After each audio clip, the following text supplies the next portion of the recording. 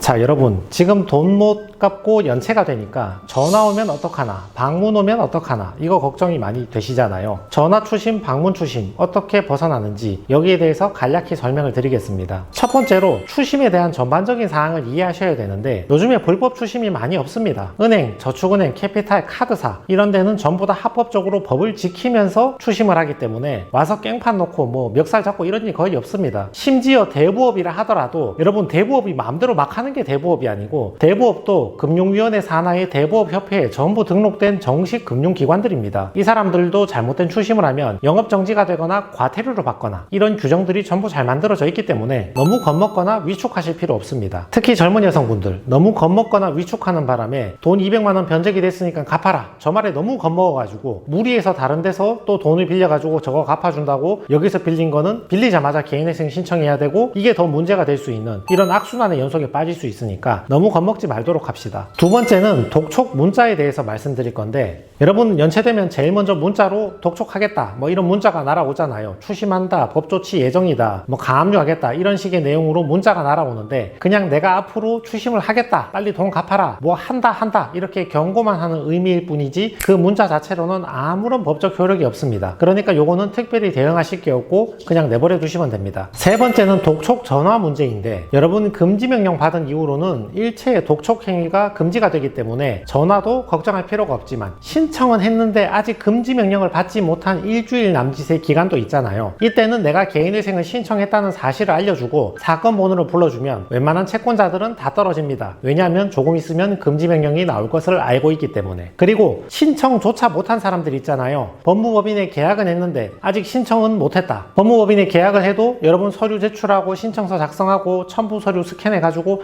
신청하는 데까지 2주일 정도 시간이 걸리니까 이때 채권자한테 전화가 올 수 있단 말이죠. 이때는 여러분은 그냥 개인회생 준비 중이라고 말씀하시면 됩니다. 그러면 독촉하는 입장에서 그러면 내가 한 1주, 2주 있다 전화할 테니까 그때 사건 번호 불러달라 이렇게 얘기하고 전화 끊고 독촉이 많이 줄어들게 됩니다. 다만 아직 법무법인에 계약조차 안 하고 상담조차 안 하고 지금 그냥 영상으로 알아만 보고 있다 하는 이 단계에 있잖아요. 개인회생을 할지 말지 아직 결정을 못했기 때문에 시작도 안 한 개인회생을 섣불리 했다고 거짓말 해봤자 어차피 채권자 쪽에서는 사건 번호 불러달라, 일주일 있다 확인하겠다 이런 식으로 반응이 나오기 때문에 괜히 어설픈 거짓말 하시기보다는 이때는 그냥 곧 갚겠다, 조금만 기다려달라 이렇게 해서 전액은 못 갚아도 소액이라도 갚아주는 성의를 보이는 게 더 나을 수도 있습니다. 네 번째는 채권자가 강력하게 항의하는 경우가 있거든요. 이의 신청하겠다, 내가 항의하겠다, 사기 고소하겠다, 내가 조치를 취하면 너의 개인회생은 실패하게 될 것이다, 기각되게 될 것이다 이렇게 강하게 항의하는 경우가 있는데, 내심은 그게 가능성이 높지 않다 이렇게 인지하시면 됩니다. 개인회생은 채권자한테 동의를 받아올 필요까지 없거든요. 법원에서 보고 개인회생 할 자격이 있다고 싶으면 통과를 시켜줄 뿐이지 채권자한테 가서 동의까지 받아올 요건은 없으니까, 법인회생에선 동의를 받아와야 되니까 채권자가 반대하면 통과하기 힘들지만 개인회생은 그런 게 없단 말이죠. 그러니까 속으로는 나만 잘하면 개인회생 통과할 수 있구나 라고 생각하시되, 다만 겉으로는 그래도 채권자한테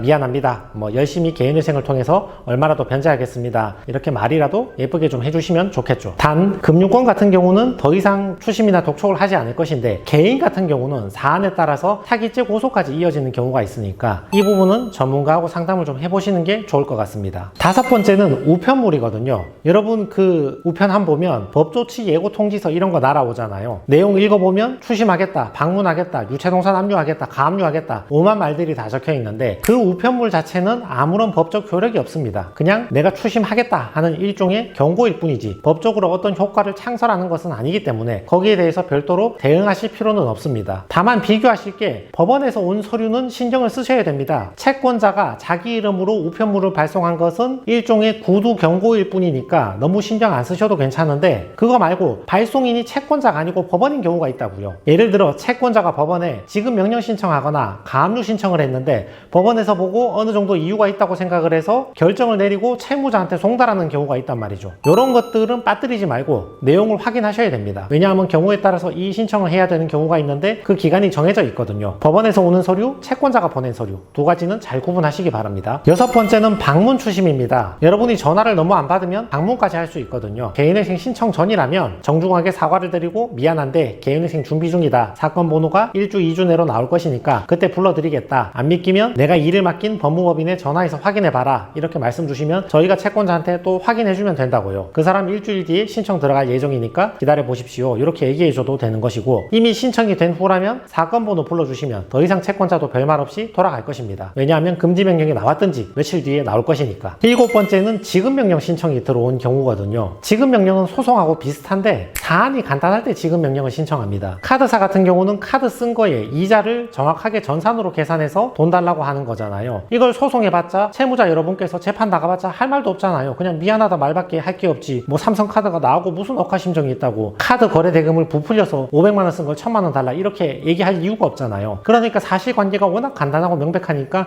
소송 없이 그냥 지급 명령으로 신청하는 거죠. 이거는 2주 내에 이의신청서를 제출하지 않으면 그대로 확정이 되고 소송에서 패소한 거하고 똑같은 효과가 일어납니다. 물론 지급 명령 신청을 받은 여러분 입장에서는 할 말이 없겠죠. 카드를 쓴 것도 사실이고 이자 계산이 틀린 것도 아니니까. 그렇지만 이의신청서를 한 개 제출해가지고 소송으로 넘어가게 만든 다음에 시간을 조금 끌어놓으면 그만큼 여러분 월급 압류나 유체동산 압류 같은 집행기간이 점점 더 길어지고 미뤄둘 수 있으니까, 그 사이에 개인회생을 준비해서 신청할 수가 있으니까 이 신청서를 한 개 제출하는 게 좋습니다. 특별한 양식 필요 없습니다. 발송해준 그 법원 그 재판부에 이 사건에 대해서 이의가 있다, 이렇게 기재해서 제출하시면 됩니다. 여덟 번째는 가압류 가처분 같은 게 있거든요. 예를 들면 여러분 월급을 가압류한다거나 여러분 예금 통장을 가압류하는 것이죠. 물론 가압류 같은 경우는 아직 가압류가 안 된 경우에는 내가 어서 신청해서 금지 명령을 받아버리면 금지 명령 뒤로는 가압류가 안 되니까 마음을 놓을 수 있고, 이미 가압류가 된 사람들 있죠. 아직 신청 못했는데 이미 가압류가 된 사람들은 개인회생 재판 끝나면 인가결정 받으면 그때 가압류를 해지할 수 있으니까 큰 문제는 되지 않는데, 대신 가압류가 걸려있는 기간 동안은 통장에서 출금이 자유롭지 않으니까 너무 일찍 가압류가 되면 통장에서 출금하는데 불편함을 겪으니까, 재판 끝날 때까지는 불편함을 겪으니까, 이게 너무 걱정되시는 분들은 개인회생을 약간 서둘러 가지고 금지 명령을 조금 일찍 받는 게 가장 편리한 방법입니다. 아홉 번째는 돈 달라는 정식 소송입니다. 채권자가 은행이나 저축은행이나 카드사 같은 경우에는 여러분이 재판 나가봤자 어차피 할 말도 없을 겁니다. 그 사람들이 계산을 틀릴 일도 없고 딱 쓴 만큼 달라고 청구하는 것이니까 나가서 미안합니다 말밖에 할 게 없고, 뭐 안 나가도 상관은 없지만 다만 재판을 조금 시간을 끌어야지 집행이 늦게 들어올 거니까 그 기간 동안 개인회생을 준비를 해야 되니까 재판을 조금 미룰 수 있으면 미루는 것도 괜찮은 방법입니다. 이와 반대로